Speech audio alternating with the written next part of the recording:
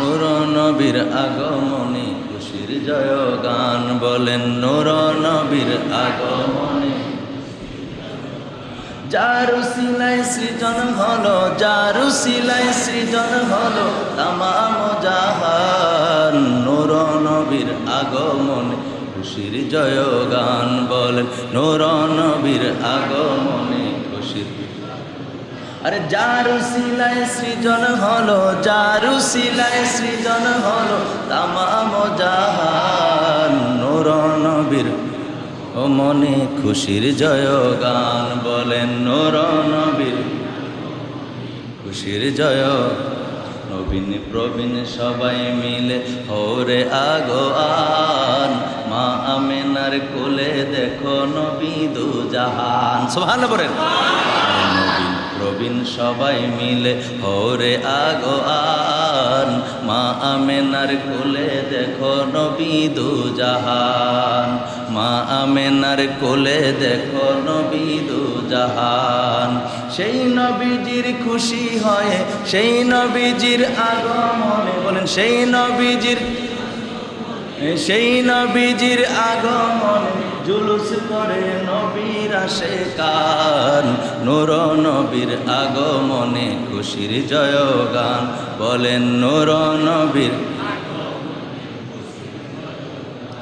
আরে যার উসিলায় সৃজন হলো যার উসিলায় সৃজন হলো তামাম জাহান নূর নবীর আগমনে খুশির জয়গান বলেন নূর নবীর আগমনে খুশির জয় যখন নূরের নবী রাস্তা দিয়ে হতেন চলমান খোদার হুকুম পেয়ে মেঘে ছায়া করত দান সুবহানাল্লাহ মেঘের খণ্ড নবীজি যেদিক দিয়ে হাঁটতেন রুদ্র যেন নবীজির গায়ে না পড়ে নবী যেন কষ্ট না পায় আয় হায় হায় নূরের নবী রাস্তা দিয়ে হতেন চলমান খোদার হুকুম পেয়ে মেঘে ছায়া করত দান বলেন খোদার হুকুম পেয়ে মেঘে ছায়া করত দান নবীর প্রেমে খোদা রাজি নবীর প্রেমে খোদা রাজি কোরআনে বয়ান নূর নবীর আগমন খুশির জয়গান বলেন নূর নবীর আগমনে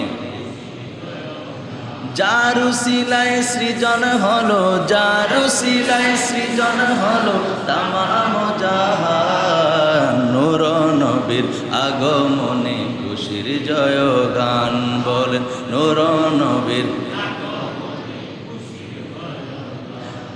আমরা সকলে বলি আলহামদুলিল্লাহ মহান রব্বুল আলামিন নবীজির আগমনকে কেন্দ্র করে আজকে এই পাহাড়পুর কেন্দ্রীয় মসজিদে আমাদেরকে আসার বসার তৌফিক দিয়েছেন সেজন্য মহান মালিকের দরবারে জবানের হকটুকুন আদায় করে উচ্চ কণ্ঠে একবার পড়ি আলহামদুলিল্লাহ সরকার কায়নাত আকা নামদার তাজদার মদিনা হুজুরপুর নূর সাল্লাল্লাহু আলাইহি ওয়া আলিহি ওয়াসাল্লামের উপর দুরূদ সালাম পাঠ করে আমরা সকলে করি সাল্লাল্লাহু আলাইহি ওয়া আলিহি ওয়াসাল্লাম আমার সাথে সকলে পড়ুন আউযু বিল্লাহি মিনাশ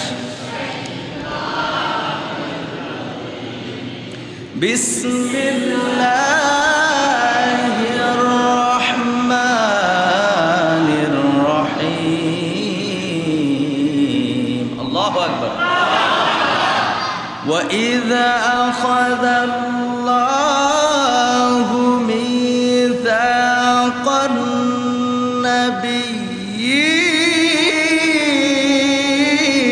নাবিয়্যিন লামা আতাইতুকুম মিন কিতাবিন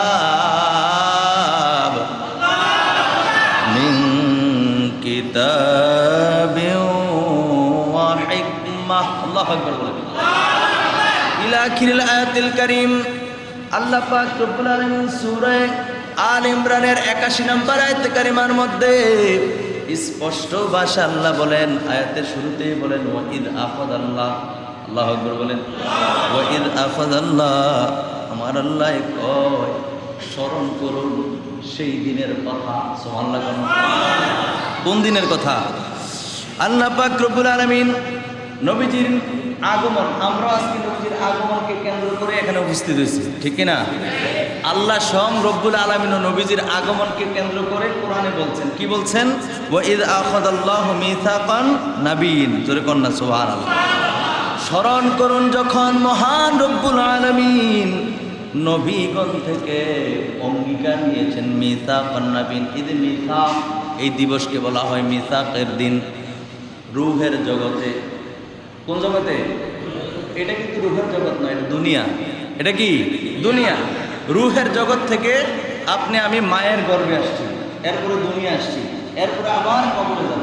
কথা বুঝতে পারছি?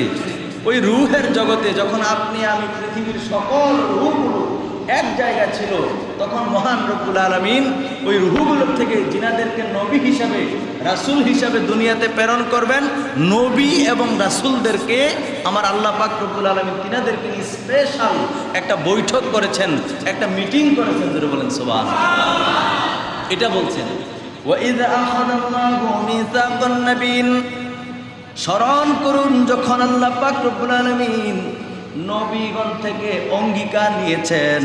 কি নিয়েছেন? নবীগণ থেকে এই অঙ্গীকার নিয়েছেন যে আল্লাহ পাক রব্বুল আলামিন বলেন, লামা আতাইতুকুম মিন কিতাব। আল্লাহ কয়, এ নবী রাসূলের রূহুল জগতে, এ নবী রাসূলগণ, শোনো শোনো শোনো, আমি তোমাদেরকে কিতাব দান করব। আল্লাহ পাক রব্বুল আলামিন বলেন, আমি তোমাদেরকে কিতাব দান করব, ওয়া হিকমা, এবং হিকমত দান করব। জোরে কন্যা সুবহানাল্লাহ।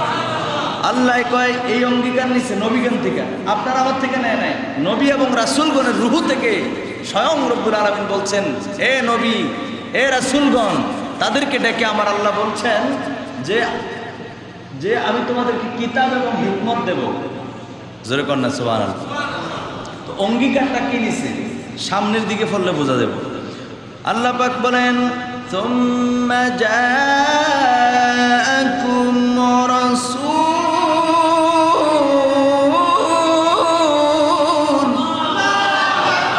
আল্লাহ পাক রব্বুল আলামিন বলেন, তোমাদের থেকে আমি আল্লাহ অঙ্গীকার নিলাম এবং তোমাদেরকে কিতাব এবং হিকমত দান করব।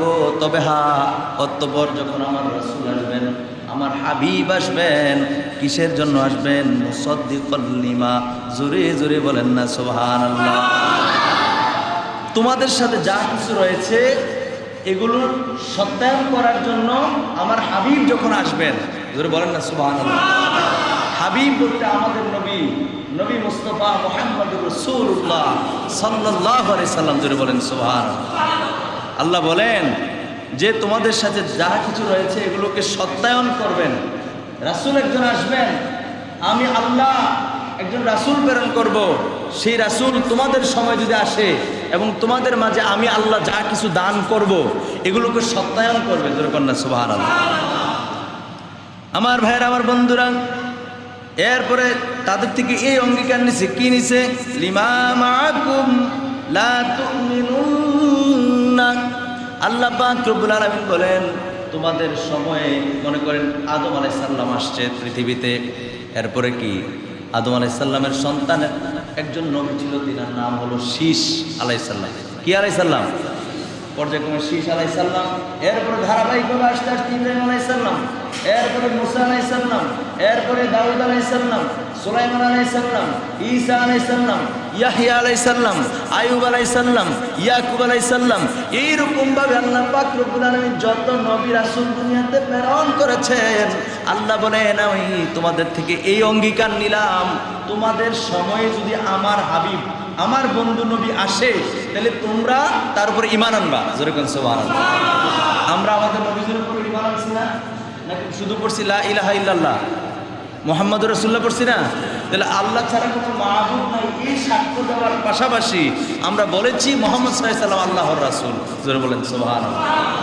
আল্লাহ বুঝাইতে চেয়েছেন যে তোমাদের সময়ে আমার রাসূল যদি আসে এবং তোমাদের মাঝে যা কিছু আমি আল্লাহর পক্ষ থেকে দিয়েছি এগুলোকে সত্যায়ন করবে এবং তোমরা তিনার উপরে ঈমান আনবে। জোরে বলেন সুবহানাল্লাহ।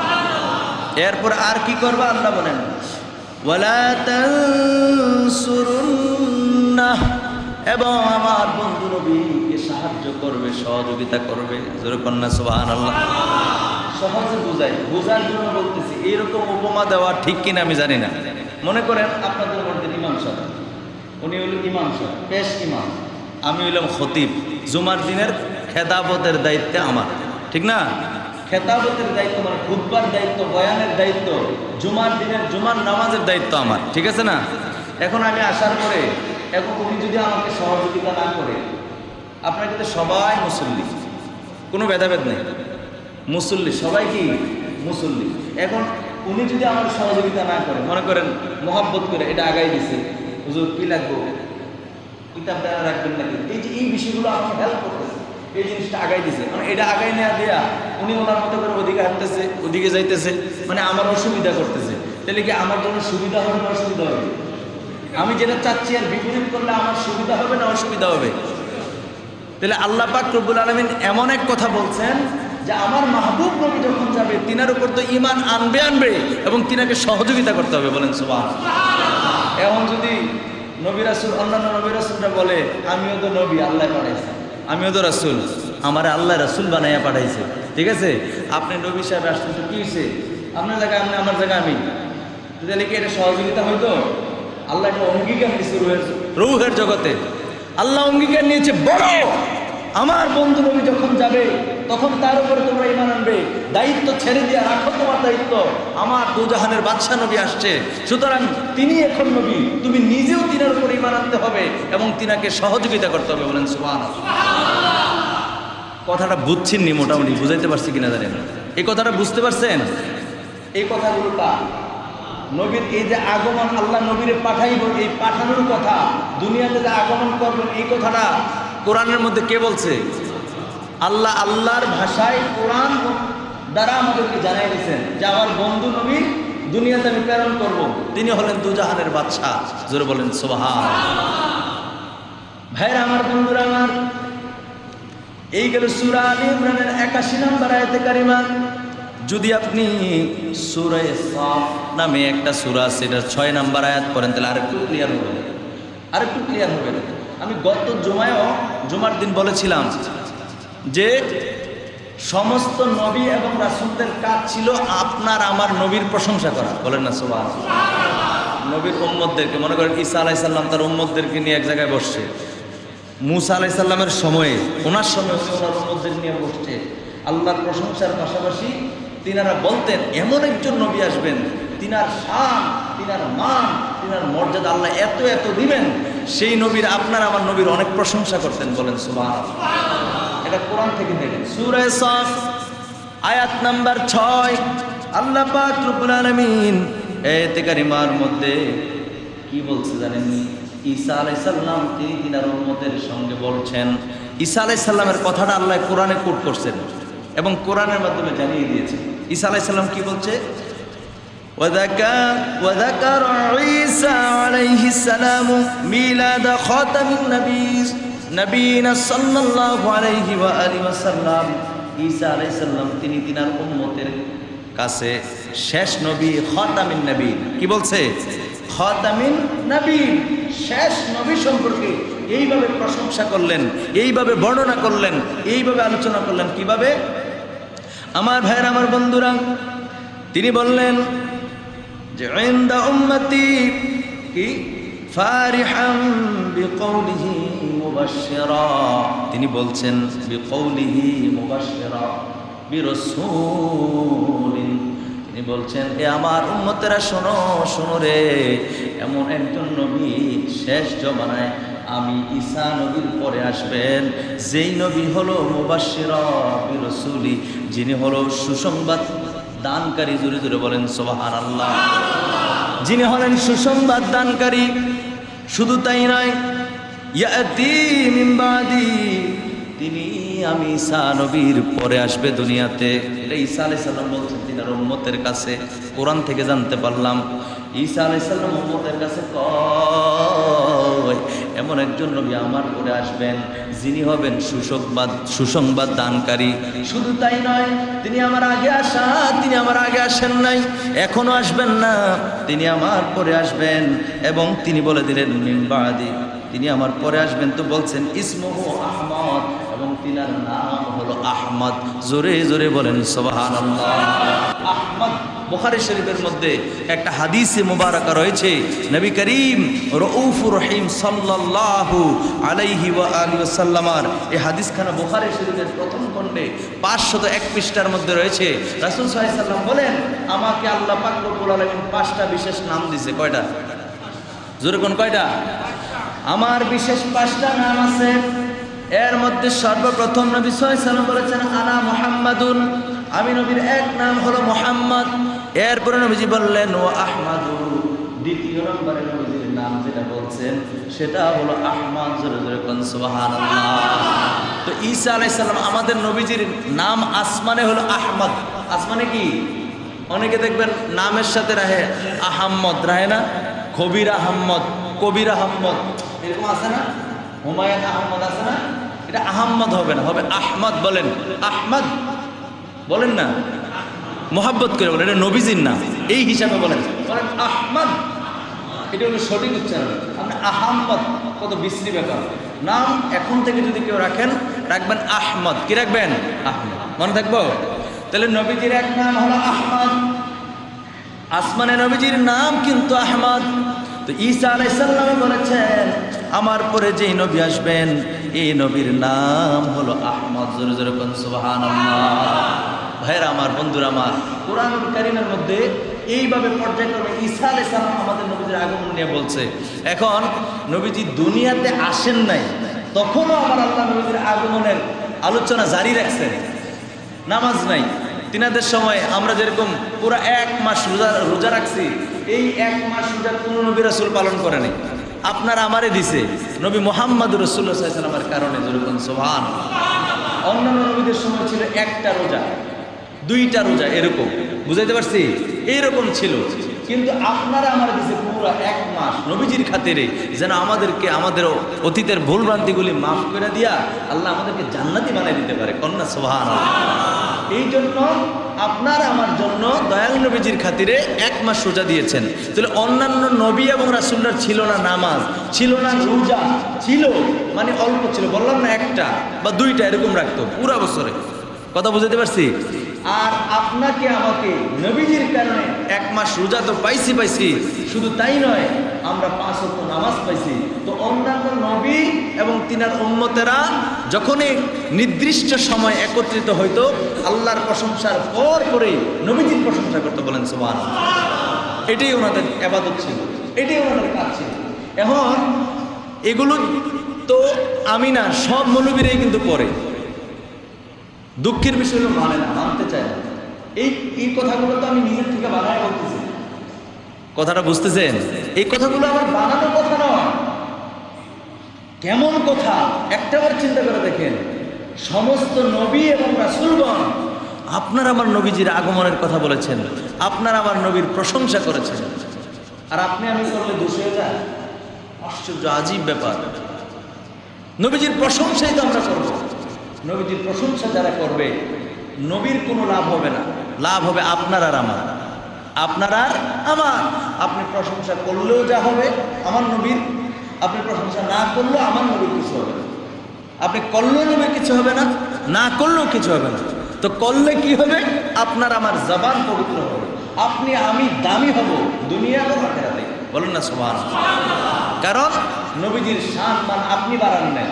আল্লাহ কোরআনুল কারীমের মধ্যে সূরা ইনশিরাহ সূরা নাম্বার 94 আয়াত নাম্বার 4 আল্লাহ বলেন বিসমিল্লাহির রহমানির রহিম ওয়া রাফা'না লাকা যিকরাক। আল্লাহ বলেন হাবিব, আপনার শান, আপনার মান, আপনার মর্যাদা, আপনার মর্তবা আমি আল্লাহ পাক রব্বুল আলামিন সুউচ্চ মাকাম পর্যন্ত সমুন্নত করেছি। জোরে বলেন সুবহানাল্লাহ। আল্লাহ নবীজির শান মানকে একেবারে সর্বোচ্চ মাকামে পৌঁছে দিয়েছেন কে? তা আপনি নবীজির সম্মান কমাইতে চাইলেও কমবে না, বাড়াইতে চাইলেও আপনি বাড়াইতে পারবেন না। এটা আল্লাহই দিয়ে দিয়েছেন। তাহলে আপনি আমি নবীজির পক্ষে থাকবো, নবীর প্রশংসা করে করে নিজে দামি হব। কথা বুঝতে অসুবিধা হয়েছে? বুঝতে অসুবিধা হয়েছে? ভাইরা আমার, বন্ধুরা আমার, বুখারী শরীফের প্রথম খণ্ড 501 নম্বর হাদিস, হযরত উরওয়া রাদিয়াল্লাহু তাআলা আনহু থেকে বর্ণিত। তিনি বলেন আল্লাহর হাবিব দুজানের বাদশা নবী রহমাতুল লিল আলামিন তিনি যখন দুনিয়াতে আসবেন, আল্লাহর হাবিবের দুনিয়াতে আগমনের প্রায় 6 মাস পূর্বে নবীজির আব্বা হযরতে খাজা আব্দুল্লাহ রাদিয়াল্লাহু তাআলা আনহু ইন্তেকাল করেছেন। আমার ভাইরা, আমার বন্ধুরা, 6 মাস পূর্বে নবীজির আব্বা জান ইন্তেকাল করেছেন। তার মানে নবীজি যখন দুনিয়া আসছেন ওনার আব্বা নাই, আছে নাই? 6 মাস আগেই চলে গেছেন তিনি যখন মায়ের গর্ভে। বলেন না সুবহানাল্লাহ। এই 6 মাস পর আল্লাহর হাবিব যেদিন দুনিয়াতে তাশরীফ আনেছেন 570 খ্রিস্টাব্দে 12ই রবিউল আউয়াল সুবহে সাদিকের সময়। সুবহে সাদিক হলো না দিন না রাত, এমন একটা সময় আমার আল্লাহ পাক রব্বুল আলামিন আল্লাহর হাবিবকে দুনিয়াতে পাঠাইলেন। ভাইরা আমার, বন্ধুরা আমার, এই খবরটা নবীজির চাচা আবুল আহাব, এই আবুল আহাবের একটা দাসী ছিল, নাম হলো সুয়াইবা। আগে কিন্তু দাসীর প্রচলন ছিল, মানে কিনা গোলাম। আপনি পুরুষ মানুষ কিনা নিলে তারে দাস, সে হলো দাস। মহিলা মানুষ কিনা নিলে তার কি কইতো? দাসী। ঠিক আছে, এই প্রথাটা ওই সময় ছিল, মানুষ বেচা কিনা হতো। এখন কি হয় বলেন? এখন হয় না, কিন্তু কিছু কিছু বাটপার আছে, বিভিন্ন জায়গায় বিক্রি করে দেয় মানুষ, আছে না নাই? এটা ধরা খায় বিভিন্ন জায়গায়, আমরা বিভিন্ন সময় নিউজে দেখি, ঠিক কিনা? তো এখন কিন্তু এই প্রথা নাই। কথাটা মনোযোগ দিয়ে শুনেন। আবুল আহাবের একজন দাসী ছিল, তার নাম হলো সোয়াইবা। বলেন, তার নাম কি? আজকে মিলাদুন নবীর আলোচনা যদি না শুনতেন, এই হাদিসটা শুনতেন না, এটা আপনারা কখনোই জানতেন না। মূলত আমরা জন্মদিন, আমি গত জুমা বলছি, আমরা জন্মদিন পালন করি না, এটা একটা উসিলা। জন্মদিন নবীজির আগমনের মাসটাকে কেন্দ্র করে নবীজির বিভিন্ন সম্মান নিয়ে আলোচনা করা, যেটা পূর্বের নবীদের সুন্নাত ছিল। বলেন না সুবহানাল্লাহ। স্বয়ং আল্লাহ কোরআনে বলছে নবীজির আগমনকে নিয়ে, স্বয়ং আল্লাহ কোরআনে কথা বলছে। আল্লাহ কোরআনের মাধ্যমে জানাই দিয়েছে, আপনি আমি করলে দোষ, এটা তো কোরআনেরই কথা। ভাইরা আমার, বন্ধুরা আমার, আবুল আহাবের দাসী সুয়াইবা আল্লাহর হাবিবের আগমনের পর যখন তিনি জন্মগ্রহণ করলেন, এরপরে তিনি দৌড়ে গেলেন। আর সুয়াইবার মালিক হলো আবুল আহাব, সে হলো মালিক। গিয়া কয়, মালিক আমার, ও আবুল আহাব, আপনার একটা ভাতিজা, আপনার ভাই আব্দুল্লাহর সন্তান হয়েছে, একটা ছেলে সন্তান হয়েছে, ফুটফুটে কত সুন্দর। আপনার একজন ভাতিজা দুনিয়া আসছে। আমার ভাইয়েরা, আমার বন্ধুরা রে, যখন আবুল আহাব দেখবেন চাচা যদি, আমার ভাই যদি মারা যায়, কিংবা আমি যদি মারা যাই, আমার স্ত্রীর গর্ভে যদি সন্তান থাকে, আর সেই সন্তান যদি কিছুদিন পরে দুনিয়া আসে, ওই সন্তান যদি ছেলে সন্তান হয়, আমার ভাইয়েরা খুশি হবে নাকি রাগ হবে? আর আমার ভাইটা তো মরে গেছে, একটা ছেলে সন্তান, তার বংশ কি আছে? কারণ আমাদের বংশ পরবর্তী প্রজন্ম ছেলে সন্তান দিয়েই কিন্তু গণনা করা হয়, হিসাব করা হয়, ঠিক কিনা? কারণ মেয়ের সন্তান আপনার আল্লাহ দিছে, তো মেয়ের সন্তানকে আপনি লালন পালন করে আরেকজন হাতে তুলে দিতে হবে, এটি চিরচরায়িত নিয়ম, ঠিক না? কিন্তু ছেলে সন্তানটাই আপনার বাড়ি করে থাকবে, এই হিসাবে পরবর্তী প্রজন্ম আপনার বংশধারা জারি থাকবে ছেলে সন্তান দিয়ে। কথা বলতে পারছি? আবুল আহাব কিন্তু নবী হিসেবে নয়, ভাতিজা হিসাবে খুশি হয়েছে। কি হিসাবে? কথা কন না একটু, কি হিসাবে? যে আরে আমার যেই ভাইটা মারা গেছে তার করে একটা ছেলে সন্তান হয়েছে, কি খুশি হয়েছে আবুল আহাব। খুশি হইয়া আবুল আহাবের দাসী সুয়াইবা, কি আঙ্গুলের নাম হলো তর্জনী আঙ্গুল, শাহাদত আঙ্গুল। এই শাহাদত আঙ্গুল দিয়া আবুল আহাব ইশারা দিয়া বলল, সুয়াইবাকে আযাদ করে দিল, যে তুমি তো আমার দাসী ছিলা, তুমি যেই সংবাদ আমার দিছ, আমি আবুল আহাব বড় খুশি হয়ে গেছি, আমি তোমারে আযাদ করে দিলাম, মুক্ত করে দিলাম। জোরে জোরে বলেন একবার সুবহানাল্লাহ। শুধু বাতিজা আগমন করছে, বাতিজা দুনিয়া আসছে, এই খুশিতে সুয়াইবার আযাদ করে দিয়েছেন। কি কৃত সেই দাসীকে মুক্ত করে দিয়েছেন, আযাদ করে দিয়েছেন, স্বাধীন করে দিয়েছেন। আমার ভাইরা, আমার বন্ধুরা রে, আবুল আহাবের ইন্তেকালের 1 বছর পর আবুল আহাবের ভাই হযরতে আব্বাস রাদিয়াল্লাহু তাআলা তিনি স্বপ্নে দেখলেন, মনোযোগ দেন, তিনি স্বপ্নে দেখলেন আবুল আহাবকে। স্বপ্নে দেখে আবুল আহাবের 1 বছর মরার, আবুল আহাবের ইন্তেকালের বা মরার 1 বছর পর তিনি স্বপ্নে দেখলেন যে আবুল আহাবকে তিনি স্বপ্নে দেখেছেন। দেখার পরে আব্বাস রাদিয়াল্লাহু তাআলা আনহু বলে, ও আমার ভাই আবুল আহাব, তুমি আমাদেরকে ছেড়ে যখন তুমি চলে গেলা, অর্থাৎ তুমি যখন মারা গেলা, এখন তুমি কোন হালতে আছো?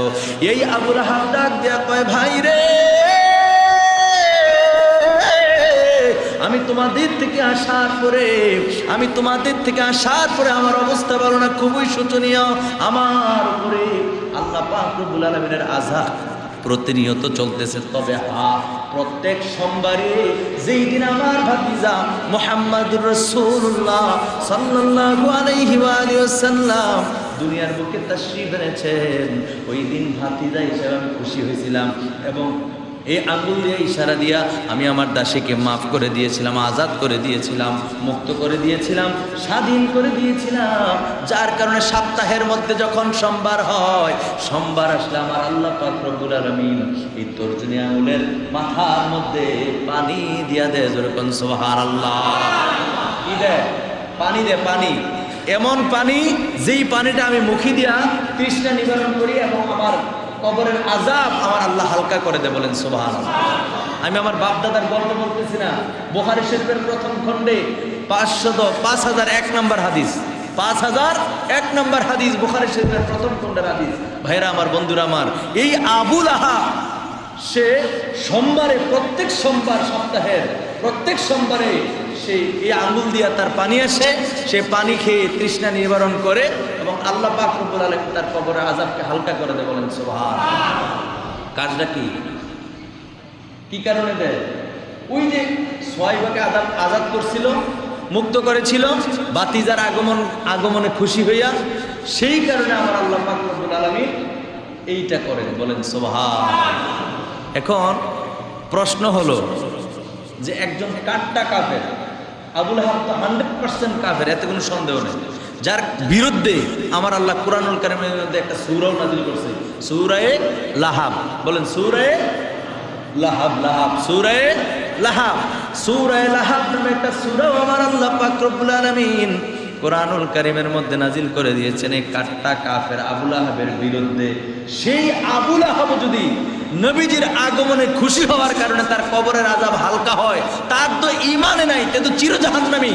সেই জায়গার মধ্যে আমার আল্লাহ যদি ইহসান করেন, নবীজি আগমন করছে, ভাতিজা হিসাবে খুশি হয়েছে, যদি নবী হিসাবে খুশি হইতো, নবী হিসাবে মানতো, তাহলে আল্লাহ তাকে মাফে করে দিত। বলেন সুবহানাল্লাহ।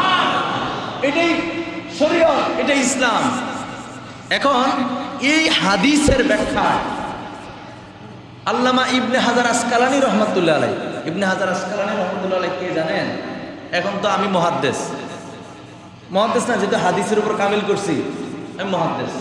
আমার মতো মুহাদ্দিস তো ওনার আল্লামা ইবনে হাজার আসকালানী রহমাতুল্লাহ আলাইহি একটা পায়ের, বাম পায়ের স্যান্ডেলটা যদি একটা পাল্লার মধ্যে রাখেন, আর আমার মতো মৌলবী মুহাদ্দিস নিয়ে যদি আরেকটা পাল্লার মধ্যে রাখেন, হাজার লাখ কোটি মৌলবী নিয়ে ওই পাল্লার মধ্যে রাখলেও আল্লামা ইবনে হাজার আসকালানী রহমাতুল্লাহ আলাইহির বাম পায়ের স্যান্ডেলটা ভারী হয়ে যায়। বলেন সুবহানাল্লাহ। বুঝাইতে পারছি? কত বড় মাপের আলেম ছিলেন, পৃথিবী বিখ্যাত আলেম ছিলেন, পৃথিবীর সবাই ওনাদেরকে মানে। আল্লামা ইবনে হাজার আসকালানী রহমাতুল্লাহ আলাইহি পৃথিবীর বিখ্যাত 5 মুহাদ্দিসের মধ্যে উনি একজন। বলেন সুবহানাল্লাহ। গোটা পৃথিবীর মধ্যে আমরা এগুলো পড়েছি, এত এলেম আল্লাহ দিয়েছেন। 5 মুহাদ্দিসকে আলাদা করা হয়েছে। 5 মুহাদ্দিসের মধ্যে এখন তো হাজার হাজার লাখ লাখ কোটি কোটি মুহাদ্দিস আছে না? নাই, আছে না? কিন্তু ওনাদের যে এলেম আল্লাহ দিয়েছেন, গোটা পৃথিবীর মধ্যে 5 শ্রেষ্ঠ মুহাদ্দিসের মধ্যে এই আল্লামা ইবনে হাজার আসকালানী রহমাতুল্লাহ আলাইহি একজন। তিনি বলছেন, রাসূলুল্লাহর আগমনকে কেন্দ্র করে, ও পৃথিবীর মানুষেরা, রাসূলুল্লাহর আগমনকে কেন্দ্র করে শরীয়ত সম্মতভাবে কেউ যদি কোনো অনুষ্ঠান করে, খানাপিনার আয়োজন করে, লাইটিং করে, প্যান্ডেল করে, নবীজির আগমনকে কেন্দ্র করে যে কোনো শরীয়ত সম্মত অনুষ্ঠান, তিনি বলেছেন বৈধ। বলেন সুবহানাল্লাহ। আজকে কারা যারা রাসূলুল্লাহর মিলাদুন নবীকে অস্বীকার করে, নবীজির মিলাদুন নবীকে নিয়ে কটাক্ষ করে, নবীজির মিলাদুন নবীকে নিয়ে ব্যঙ্গ করে, নবীজির মিলাদুন নবীকে বেদাত বলে মানুষকে এর থেকে দূরে সরায় নেয়, তোমার মতো মৌলবী তো ইবনে হাজার আসকালানী রহমাতুল্লাহ আলাইহির কাছে চান্সে পাবে না। ঠিক কিনা বলেন? কারণ এগুলো কোরআন কিতাবের কথা।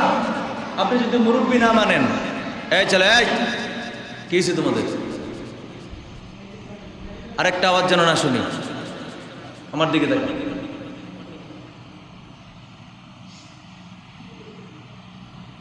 আল্লাহুম্মা সাল্লি আলা মাওলানা মুহাম্মদ ওয়া আলা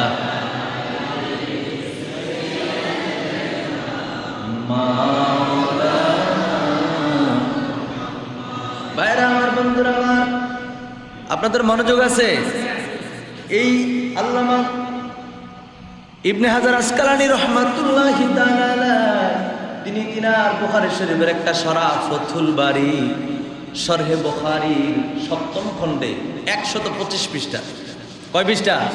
১২৫ পৃষ্ঠায় ইমাম জাজরি রাদিয়াল্লাহু তাআলার একটা তিনি ওই জায়গায় উল্লেখ করেছেন যে তিনি বলেছেন একজন কাট্টা কাফের নবীজির আগমনে খুশি হওয়ার কারণে আল্লাহ যদি তাকে আজাদ করতে পারে, তার কবরের আযাব হালকা করতে পারে, আঙুল দিয়া পানি বের করতে পারে এবং তার তৃষ্ণা নিবারণ করতে পারে, ও পৃথিবীর মানুষেরা শোনো, আমি ইমাম জাজরি বলছি যে আমরা মুসলিম হিসাবে, নবীজির প্রেমিক হিসাবে, নবীজির উম্মত হিসাবে আমরা যদি নবীজির আগমনকে কেন্দ্র করে তাবারুকের ব্যবস্থা করি, আমরা মিলাদ কিয়াম করি এবং কোরআন তেলাওয়াত করি, দুরূদ শরীফ পড়ি, জিকির আজকার করি, বিভিন্ন ইসলামিক অনুষ্ঠান করি, তিনি বলছেন আল্লাহর কসম করে আমি ইমাম জাজরি বলতে পারি আমার আল্লাহ পাক রব্বুল আলামিন দয়া করে আমাদেরকে অন্ততপক্ষে জান্নাতুন নাঈমে হলেও প্রবেশ করাবেন। বলেন সুবহানাল্লাহ।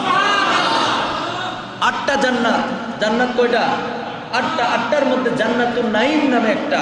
তিনি বলছেন অন্ততপক্ষে আমার আল্লাহ পাক রব্বুল আলামিন জান্নাতুন নাঈমে হলো আমাদেরকে প্রবেশ করাবেন। বলেন সুবহানাল্লাহ। এখন এই হাদিস পড়ার পরে আমাদের দেশে কিছু ওই মার্কা মৌলবী এরা অপপ্রচার করে, কি করে জানেন? কয় আবুল আহাব তো কাফের আছে। দেখেন আবুল আহাব কি ছিল? কাফের ছিল। আমিও একটু আগে বলছি না, আবুল আহাব তো কাফের ছিল। একজন কাফের না নবীজির আগমনকে, নবীজির আশাতে খুশি হয়েছে, আনন্দিত হয়েছে, নবীজির জন্মে খুশি হয়েছে। তো আমরা কি কাফের নি? আমরা তো মুসলমান। তো কাফের কাজটা আমরা করাম কিতাম, তার মাথাটার মধ্যে কি পরিমাণে আমরা ইসার গু বলতে হয় আঞ্চলিক ভাষায়, কি পরিমাণে গোবর আল্লাহ জানে।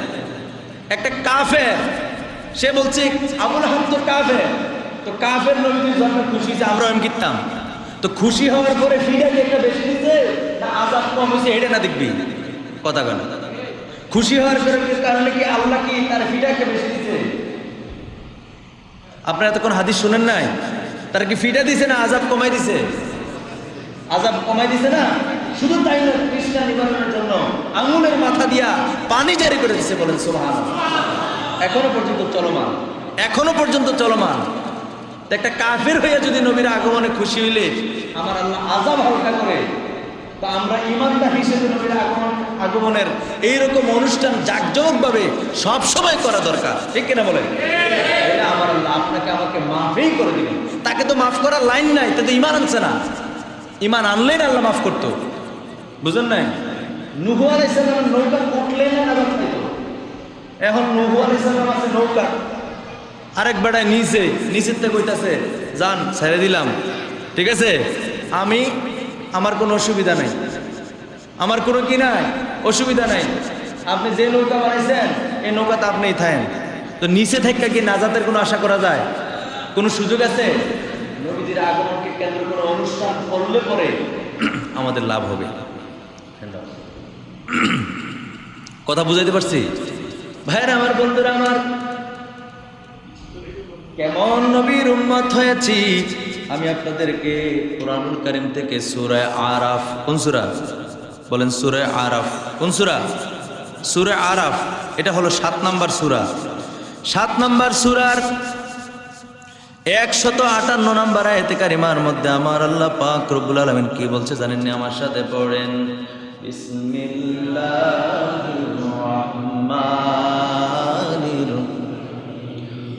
قل يا أيها الناس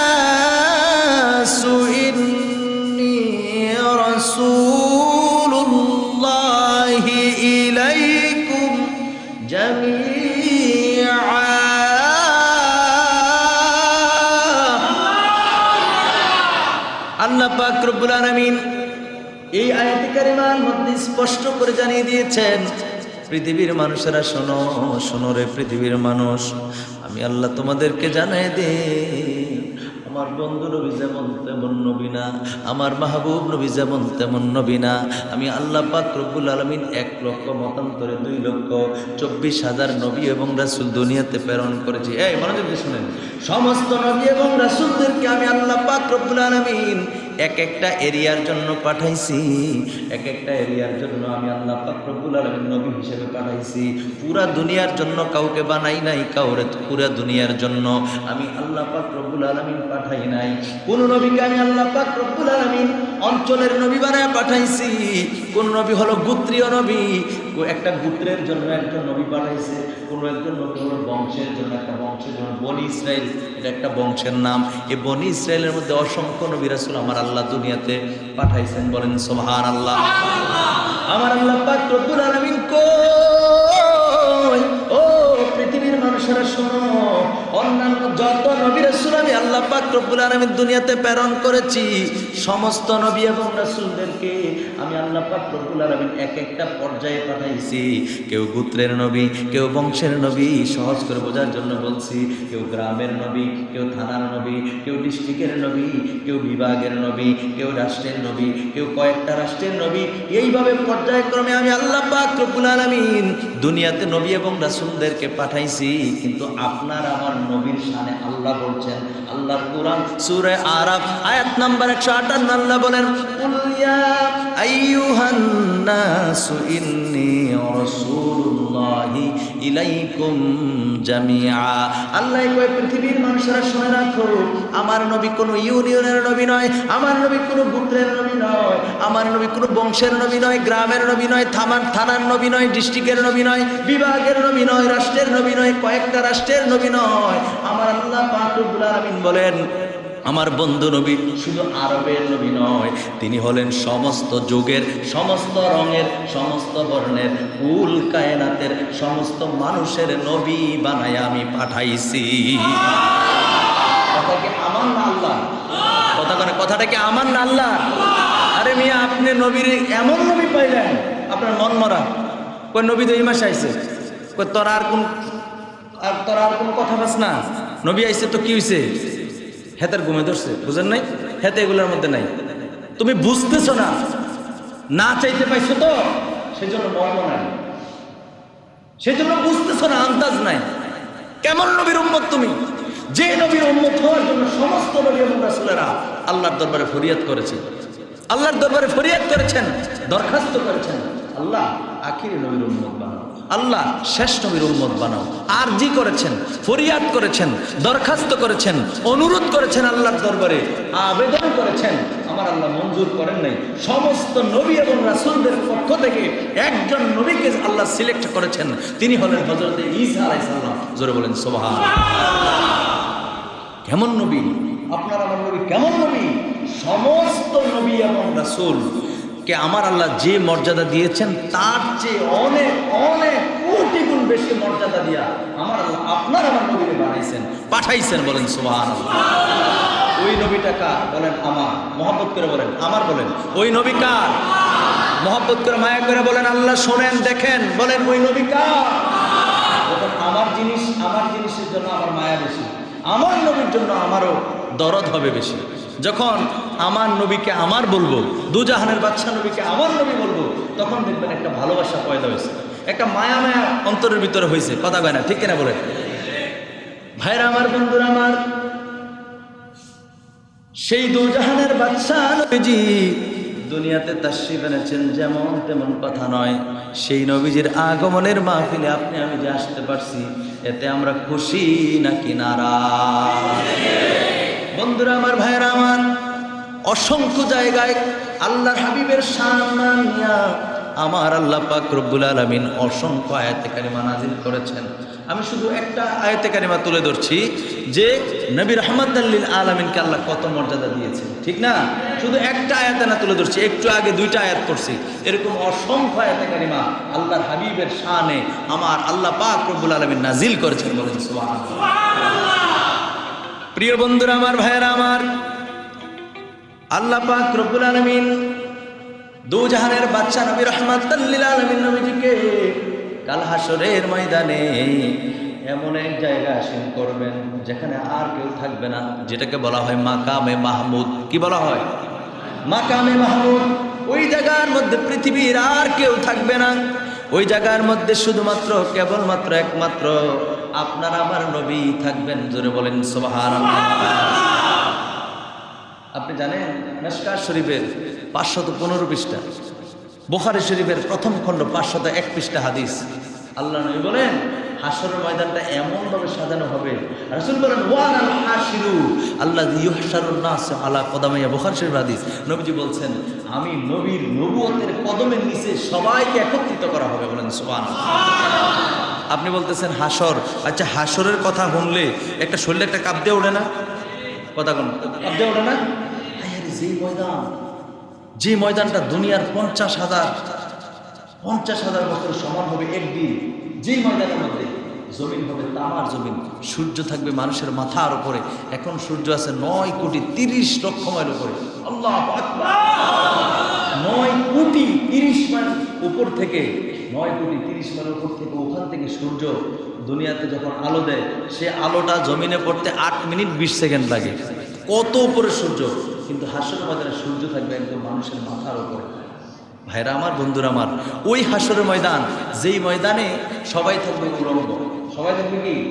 আপনার আমার শরীরে কাপড় থাকবে না, আপনার আমার শরীরে প্যান্ট থাকবে না, কিছু থাকবে না, একেবারে উলঙ্গ, পুরুষ এবং মহিলা সবাই। এই হাদিসটা যখন বলছেন আম্মা জান ডাক দিয়া কই ইয়া রাসূলুল্লাহ, ইয়া হাবিবাল্লাহ, কি বললেন? দুনিয়াতে নিজেদের সম্মান ধরে রাখার জন্য নিজেরা পর্দা করেছি ইয়া রাসূলুল্লাহ। হাসরের ময়দানে আপনি বলছেন সবাই উলঙ্গ থাকবে, কারো শরীরে কোনো কাপড় থাকবে না। ইয়া রাসূলুল্লাহ নবীজি, এটা কেমন করে সম্ভব? আমাদের লজ্জাস্থান তো একজনের, লজ্জাস্থান আরেকজনে দেখে ফেলবে। আল্লাহ নবী আয়েশা রে, ও আয়েশা শোনো শোনো শোনো, এটা দুনিয়ার জমিন না, এটা হাসরের ময়দান। ওই ময়দানের মানুষ, তার সঙ্গে কি পুরুষ মানুষ আছে নাকি মহিলা আছে? লম্বা মানুষ না খাটো মানুষ? সুন্দর না কালো? সে কোন দল করত? তার কি দুনিয়াতে টাকা বেশি ছিল না কম ছিল? তাকাইবেই না, সবাই করবে নাফসি নাফসি। হায় আমার কি হবে, হায় আমার কি হবে। নিজের শরীরে কাপড় নাই, সে যে উলঙ্গ, তারটাই তার জানা থাকতো না, তোমার আরেকজনটা দেখবে না। আল্লাহু আকবার বলে। রাসূল বলছেন আয়েশা, ওটা এমন এক ময়দান, যে ময়দানে কেউ কারোর দিকে তাকাবে দূরের কথা, নিজের শরীরে কাপড় আছে কিনা সেটাই সে বলতে পারবে। আল্লাহু আকবার। ভাইরা আমার, বন্ধুরা আমার, রাসূলুল্লাহ বলেছেন ওয়ানাল হাশিরুল্লাযী হুশারুন নাস আলা কদামাইয়া। নবী আমার বলছেন উম্মতেরা শোনো, তোমরা যে হাসরকে নিয়ে চিন্তিত, ওই হাসরের ময়দানে আমি নবীজি, ওই হাসরের ময়দান তো আমি নবীর নবুয়তের কদমের নিচে স্থাপন করা হবে। জোরে বলেন না সুবহানাল্লাহ। আর আমাদের দেশে কিছু কি বলবো এদেরকে, এরা কিভাবে ডক্টর হইলো, মুফতি হইলো, মুহাদ্দিস হইলো জানি না, এরা কোন নবী নাকি কাল হাসরের ময়দানে নাফসি নাফসি করবে। নাউজুবিল্লাহ, এরা মুখ দিয়া আর জোরে কর নাউজুবিল্লাহ। অথচ বুখারী শরীফ থেকে শুরু করে, মুসলিম শরীফ থেকে শুরু করে, তিরমিজি শরীফ থেকে শুরু করে অসংখ্য হাদিসের কিতাব আছে। আল্লাহর নবীর উম্মতদেরকে শাফাআত করবেন, নবী উম্মতের জন্য সুপারিশ করবেন, এবং সবচাইতে শান, সবচাইতে মানওয়ালা নবী আপনার আমার নবী, মাকামে মাহমুদের মধ্যে নবী থাকবেন। আর নবীজির এই বুখারী শরীফের হাদিস প্রমাণ করে নবীজি মাকামে মাহমুদে থাকবেন, আর নবীজির কদমের নিচে সবাইকে একত্রিত করা হবে। বলেন সুবহানাল্লাহ।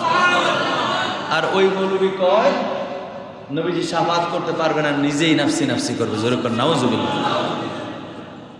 এই হাসের শব্দের তো আলেম ওলামারা আছে। হাসর মানে কি হলো? একত্রিত, হ্যাঁ, একত্রিতকরণ। জোরে বলেন সুবহানাল্লাহ। নবীজির এক নামই হলো হাসের। নবীজির এক নামে কি আমরা দেখি হাসর, বাংলায় হাসর, এটা নবীর নাম, কয় না সুবহানাল্লাহ। এটার অর্থ হলো একত্রিতকরণ। আপনি আমি পৃথিবীর সব মানুষকে একত্রিত করবে। কোথায় করবে? রাসূল বলেছেন ওয়ানাল হাশির, আমি নবীর এক নাম হলো হাসের। আল্লাযী হুশারুন নাস আলা কদামাইয়া। হাসরের ময়দানে আমি নবীর কদমের নিচে সবাই একত্রিত করবে। বলেন সুবহানাল্লাহ। যেই নবীর কদমের নিচে আপনি আমি দাঁড়ানে লাগবো, দুনিয়ার থাইকা ওই নবীর কদমের চিন্তা করার দরকার আছে না? না।